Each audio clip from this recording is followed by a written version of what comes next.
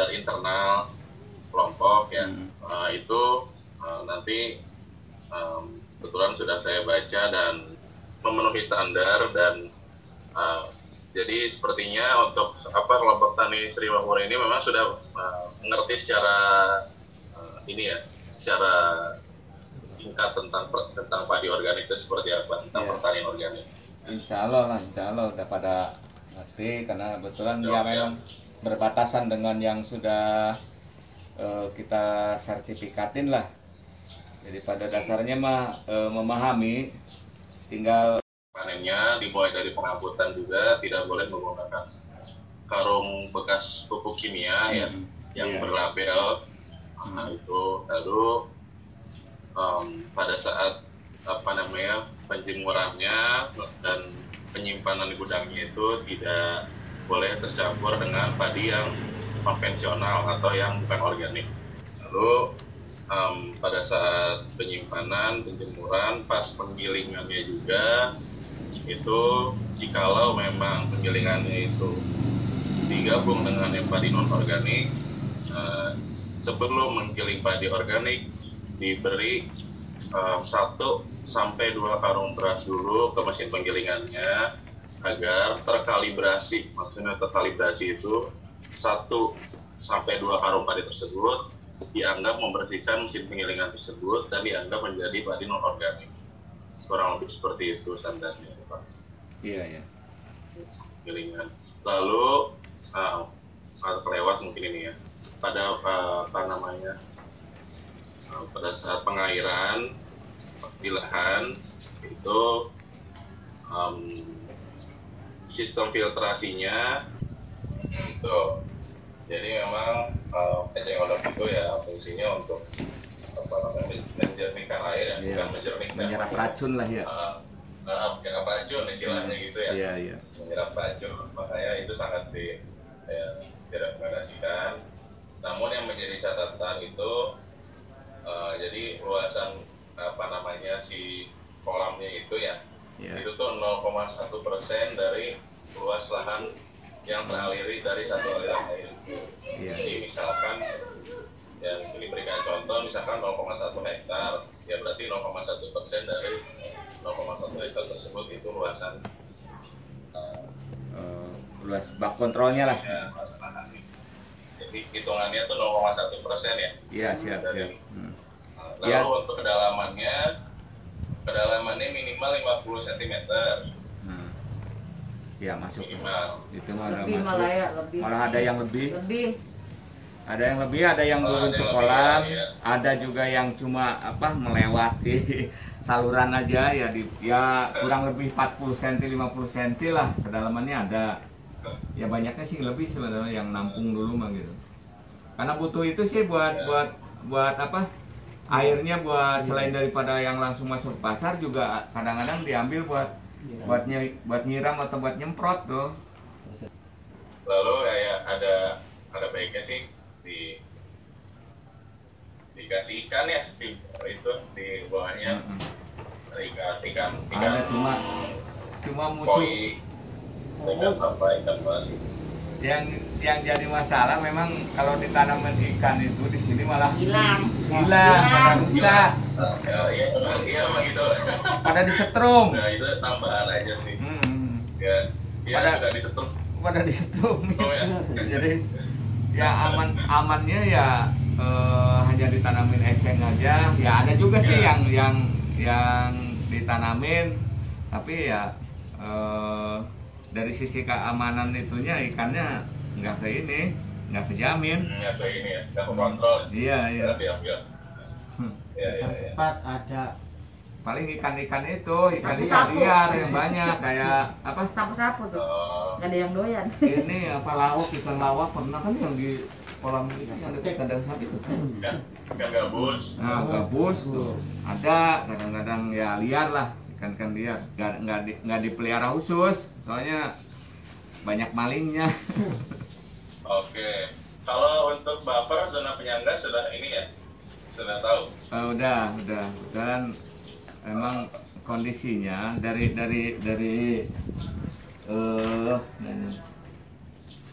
dari area sawah yang ini, kemudian ini dari jalan di jalan masuk, di sini ada saluran sekunder yang di atas. Di atas saluran sekunder masuk ke baper. Di sini pohon-pohon mangga gitu. Nah, di salah-salah pohon mangga ini dibuatlah ada semacam ya filternya lah gitu. Filter baru airnya masuk ke sawah. Nah, masuk ke sawah pembuangannya di sini ada kali. Jadi satu kali ini sebagai pembuang air dari dari sawah masuk ke kali. Kali ini juga sebagai border dengan sawah yang lain karena di sininya masih sawah juga, Pak. Yang di bawah ini tuh. Nah, ini sebagai border, sebagai air pembuangan juga masuk di saluran ini gitu. Ada kali lagi gitu. Kali pembuang. Oh, jadi untuk Kema Polima ini mereka satu hamparan ya untuk organiknya ya, Pak? Iya, satu hamparan berbatasan dengan Sri Makmur 3 yang sudah disertifikasi ya, sama sudah disertifikasi Innovis gitu. Berarti untuk border yang lain yang di bawah itu memang non organik, cuman dibatasi dengan itu. Ya, di sini juga ada petani yang nggak ada bordernya, tapi mereka tetap tanam padi organik. Tapi untuk hasilnya nanti nggak saya ambil untuk organik gitu, karena itu dianggap sebagai border karena dia nggak punya filter gitu. Berarti untuk di peta itu tetangganya itu yang tadi non organik itu yang bagian atas itu ya, Pak? Yang bawah, Pak. Yang bawah. Ya. Yang bawah ini non organik gitu. Batasnya kali pembuangan. Untuk jaraknya itu sudah minimal 2 meter. Oh, kalinya ada 4 meter, 5 meter, 6 meteran lah ada. Oh, gitu. Luas. Terus yang border dari kali saluran sekunder, kalau dari saluran sekunder 2 meteran, kurang lebih 2 meter salurannya tuh. Nah, masuk ke lahan mangga itu gitu. Ke lahan border. Di situ mah luas, ada yang 10 meter, ada yang 20 meter jaraknya ke sawah itu, ada juga yang sampai 50 meter. Nah, itu jauhnya, Kak. Nah, itu saya anggap sebagai sebagai filter lah gitu nantinya tuh. Oke, di gambaran awalnya sudah ini ya. Nah, sekarang kita ini akan membuat ini Pak Ketua, siapa tadi namanya, Maaf? Pak Hasim Masari. Pak Hasim Masari ya? Iya. Nah, ya. Hasim. Jadi kita akan membuat yang namanya struktur ICS, Pak. Nah, kemarin ini kan Pak Mara sudah ngerancang-rancang ya. Sudah ininya ya. Mana yang ICS ya? Coba saya lihat dulu ya. Ya, ICS. Maksudnya komisi persetujuan internal kami apa dari luarnya? Ini kan pelindung, Bowo ya, ketua Hasim Masari, terus ada sekretaris, bendahara. Nah, di bawah itu ada koordinator ICS. Nah, kebetulan koordinator ICS nih saya masuk sini. Kemudian inspektor internal, ya orang internal kita juga kan, penyuluh internal masuk Ibu Epi gitu. Mic-nya ya. Nah, di sini saya yang belum ngerti, ini ada komisi persetujuan. Komisi persetujuan itu pribadi apa orang organisasi Deka? Pak, ini mohon maaf, mati lampu. Oh, pantas. Ini kan Saya pakai HP ini. Saya nggak capruk, boy. Iya. Aduh, ada aja. Lagi ini juga lagi penting. Iya. Jadi gini, mungkin akan saya jelaskan singkat aja ya. Jadi untuk ICS itu yang pertama ada manajer ICS, fungsinya itu sama seperti ketua kelompok tani, biasanya merangkap. Sama aja fungsinya. Lalu untuk yang kedua, nih maaf biar agak terang. Untuk yang kedua itu ada yang namanya inspektor, Pak. Jadi inspektor itu yang mengawasi lahan anggota. Nah, yang saya lihat yang dikirim kemarin baru satu ya inspektornya ya. Inspektor internal Nah, ya. itu kan anggota ada 30. Ya. Anggota. Jadi inspektor internal itu minimal 3, Pak. Kalau untuk inspektor. Iya. Karena nanti kerepotan kalau satu orang inspeksi lahan banyak gitu. Banyak di sini mah, pasukannya sih banyak sebenarnya, lebih dari 5 orang. Ya itu kebetulan gini, Pak Fatul, kebetulan kita di sini kalau kita di Dharma Kencana itu kita memberdayakan para ASN dari BPP yang pensiun tuh Pak, gabung di komunitas. Nah itu saya jadikan inspektor di sini tuh, ya sebagai pengawas lah. Kadang-kadang keliling ke lapangan. Kemudian mantan PPL, ada mantan pegawai, guru atau apa ya gabung. Nah, saya berdayakan di bagian inspektor itu atau istilah sebagai apa? Fasilitator gitu. Bisa 5 orang bisa kita masukin nanti. Nah, mungkin sekarang langsung dibuat ya untuk apa namanya orang-orangnya. Jadi biar datanya saya langsung bisa dapat, nanti terkait dengan misalkan ada perubahan, bisa disampaikan lebih lanjut. Misalkan ada sini ganti ya sini gitu. Jadi saya ingin data awalnya seperti itu. Kira-kira siapa aja nih yang nanti Pak Suparman ya, gitu. Terus Pak Sunarto.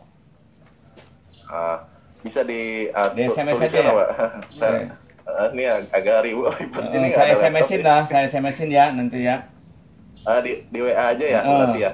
Ya, Pak. Jadi sebelum apa namanya memang biasanya itu kami atau saya pribadi yang kalau pada saat asistensi seperti ini datang nih langsung ke lokasinya Bapak, nginep di rumah petani gitu, 2 minggu, seminggu gitu. Lalu kita ya kegiatannya enak lah, maksudnya berunding, terus ya seru gitu, nunjuk sama-sama, rapat sama-sama gitu. Terus itu karena corona ini jadi semuanya online seperti ini ya saya agak keribetan juga, maksudnya biasa ke lapang gitu. Ditalar. Makannya ditalar dulu. Makannya virtual dulu.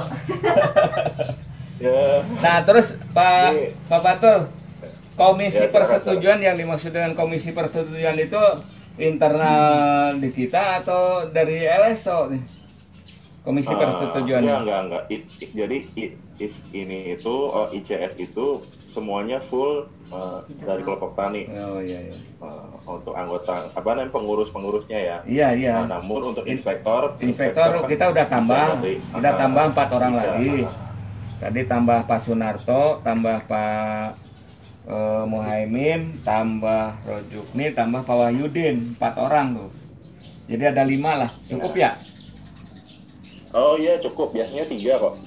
Kalau semakin banyak semakin baik, jadi apa namanya kerja masing-masingnya itu jadi semakin. Iya, 5 orang lah, 5 orang. Nah komisi persetujuan di sini kita ngambil dari komunitas P4S ini, komisi persetujuannya Pak Haji Asikin. Oh gitu, jadi tapi sudah mengerti untuk tugasnya untuk komisi persetujuan seperti apa? Ya udah ngerti karena dia juga di ICS di ini Innovis di Sri Makmur 3. Oh gitu. Nah, mungkin apa namanya untuk tugasnya mungkin sama, cuman untuk nanti ada formulirnya itu mungkin dari formulir dari kami. Apa namanya untuk tugasnya nanti akan kami kirimkan ya semua dokumen-dokumen yang diperlukan. Iya. Jadi ya mungkin saya jelaskan lagi untuk secara singkat. Filenya kita tinggal ngedit. Ya filenya dikirim nanti. Ya mungkin jadi apa namanya nanti itu si inspektor kan menginspeksi memakai formulir inspeksi internal. Nanti yang akan saya kirimkan. Nah, sistemnya itu menginspeksi boleh apa namanya langsung diinspeksi pada saat sekarang pasca panen juga, pada saat panen juga bisa. Lalu pada saat nanti awal tanaman juga bisa. Yang jelas apa namanya sistemnya itu Jadi inspektor janjian dulu nih sama anggota petaninya di lahan. Iya, iya. Bisa nggak diinspeksi sama saya gini jam segini. Nanti dicek apa namanya inspektor sesuai dengan standar organik. Apakah nanti ada yang ada temuan-temuan pelanggaran atau tidak gitu. Nah, setelah itu diwawancara langsung menggunakan formulir tersebut di situ di tepi lahan, bisa di saung atau di pinggiran gitu. Yeah. Nah, bisa juga kalau misalkan petaninya itu berhalangan hadir atau misalkan ada sesuatu, inspektornya ke lahan dengan atas izin anggota tersebut, lalu nanti diwawancara mungkin di rumah seperti itu.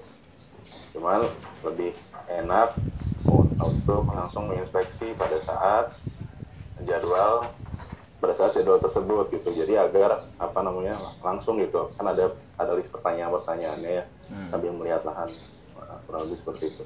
Nah, untuk komite ya berarti hasil dari formulir tersebut nanti dikirimkan ke komite untuk ditentukan sanksi gitu kalau misalkan ada pelanggaran. Nah, rencananya sanksi ini akan kita buat bersama. Kemarin kan standar internal sudah dibuat. Lalu kita rencananya sekarang ingin membuat sanksi bersama untuk agar sebagai acuan komite nanti dalam menetapkan sanksi. Jadi kalau gampangnya itu ya inspektor tuh bisa diibaratkan polisinya, lalu komite itu hakimnya lah, kurang lebih seperti itu. Jadi inspektor punya hak untuk menuliskan data sesuai dengan yang terjadi di lapang, lalu komite punya hak untuk memutuskan nanti misalkan ada temuan-temuan untuk sanksinya seperti apa, mengacu kepada pembuatan sanksi yang akan kita buat sekarang, seperti itu kurang lebih. Lalu setelah komite itu ada yang namanya unit pendaftaran. Unit pendaftaran ini yaitu yang bertugas untuk menyimpan dokumen-dokumen, lalu biasanya yang bisa Microsoft Word gitu-gitu. Kalau misalnya ada perubahan, kalau di sini admin lah. Dia yang ini. Ya, admin. Iya, dibuat admin lah. Betul. Tertarik. Pendaftaran. Unit pendaftaran latihan itu tugas unit pendaftaran yang pertama. Lalu tugas yang kedua, jikalau ada anggota baru yang ingin masuk kelompok tani Bapak dan ikut program organik, maka datangnya ke unit pendaftaran. Jadi tugas unit pendaftaran juga ya, namanya unit pendaftaran kan ya, untuk menerima anggota baru gitu. Sistemnya bagaimana menerima anggota baru? Nah, jadi pertama anggota datang, ini Pak saya mau daftar anggota baru misalnya. Ini silahkan lihat standar internal dari kami gitu. Nah, silahkan dibaca dulu. Lalu dibaca sama calon anggota tersebut. Setelah setuju dengan standar internal tersebut, nanti diberikan kontrak petani. Nanti filenya tadi saya kirimkan ya untuk kontrak petani, dokumennya tinggal diisikan saja. Nanti suruh si calon anggota tersebut baca kontraknya, lalu kalau misalkan setuju kontrak petaninya, lalu baru diberikan formulir pendaftaran. Nanti formulir pendaftarannya juga kayak gitu. Ini contoh aja, ceritanya lagi simulasi gitu ya. Iya. Jadi urutannya gitu, standar internal, lalu dikasih kontrak, lalu formulir pendaftaran. Setelah dikasih formulir pendaftaran, perlu di ACC gitu. Di ACC-nya sama inspektor. Dicek lapang sama inspektor, lahannya sesuai nggak dengan standar kita gitu. Kalau menurut inspektor sesuai, udah berarti resmi diterima jadi anggota baru. Nah, itu kurang lebih seperti itu untuk unit pendaftaran ya. Unit pendaftaran dan pelatihan lah. Maksudnya pelatihan itu apa? Nanti yang ngurus jadwal pelatihan biasanya berkoordinasi dengan ketua kelompokan. mungkin fungsi dasarnya itu, tugas dasarnya itu dua itu, kearsipan sama penerima anggota baru. Nah ini kira-kira siapa untuk unit pendaftaran Pak? Ya di sini ada admin dari Dharma Kencana aja mungkin dibantu lah, diperbantukan. Enggak dari kelompok Sri Makmurnya, tapi dari Dharma Kencana lah, dari P4S. Pak Rujukni admin dari P4S tuh. Tapi beliau memang biasa untuk apa ini data gitu seperti itu. Iya, menyimpan. Ya biasa, di sini kan ya adminnya, dia juga yang untak-untik ini untuk gitu. segala macam. Kebetulan di sini juga sebagai sebagai pos ludesnya di sini tuh. Jadi kelengkapan untuk telekompren ini juga ya kebetulan ada inventaris yang pos penyuluhan desa tuh digunakan. Selain daripada laptop juga ada punya P4S. Ya silahkan mungkin dituliskan untuk itu. Untuk komisi pendaftaran ya? Apa? Unit pendaftaran. Unit pendaftaran ya?